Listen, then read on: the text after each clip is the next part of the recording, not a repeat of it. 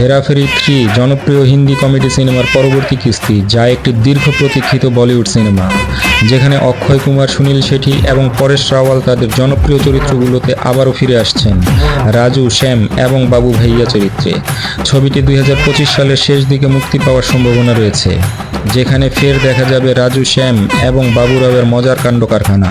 সিনেমাটি আগের দুটি কিস্তির মতোই হাস্যকর এবং নাটকীয় ঘটনার মিশ্রণে তৈরি হবে। গল্পের আভাস: চরিত্রটি মূলত আগের অংশগুলোর গল্পের সিকুয়েল হিসাবে আসবে। এবার গল্পটি আন্তর্জাতিক পরিবেশে বিস্তৃত হতে পারে, যেখানে এই ত্রয়ী নতুন ঝামেলায় জড়াবে, যেমনটা আগের সিনেমাগুলোতে দেখা গেছে। তাদের জীবনে টাকা পয়সা, প্রতারণা এবং গোলমালের মধ্যে দিয়ে হাস্যকর পরিস্থিতির সৃষ্টি হবে।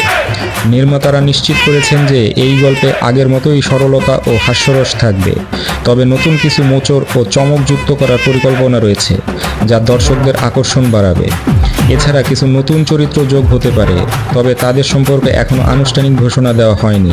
যদিও মূল গল্প এখনও প্রকাশিত হয়নি, তবে প্রযোজকরা প্রতিশ্রুতি দিয়েছেন যে নতুন সিনেমাটিতে মূল চরিত্রগুলোর সঙ্গে আধুনিক কৌতুকের যোগ থাকবে।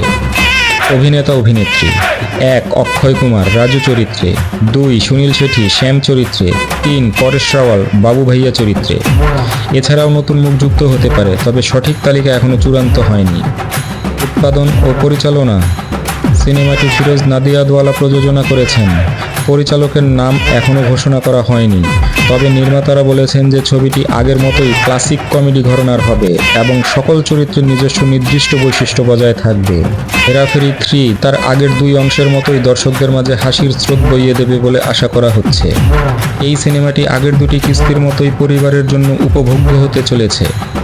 সিনেমাটি মুক্তির পরে ওটিটি প্ল্যাটফর্মে যেমন অ্যামাজন প্রাইম ভিডিও বা নেটফ্লিক্সে স্ট্রিমিং হতে পারে।